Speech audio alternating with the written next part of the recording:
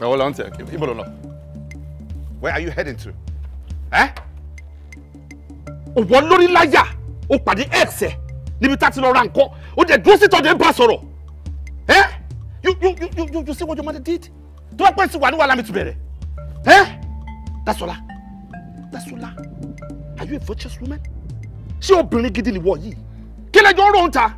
You're so disrespectful. You're an idiot. Idiot ni ẹ́. Tó bá pẹ́ wà, ìwọ kọ́ nílé tí o lè sọ̀rọ̀ yìí. Àbọ̀ ògbó arúgbó ẹ̀ńgbà tó ń bá ex ẹ̀ sọ̀rọ̀. The impetus, the nerves. You had the prerequisite. O de dúró síta, dábí dúró sínú ilé. Náà tó ti pẹ̀tà ara nǹkan tó tajú bẹ́ẹ̀ ta. Kò ní dáa fún ẹ. You stay here or you move out of this house. I don't care. Fool. Get inside. What? Okay, I want to take something. Take what you want to take and get inside for me. I'll come back for you. Hold it for me.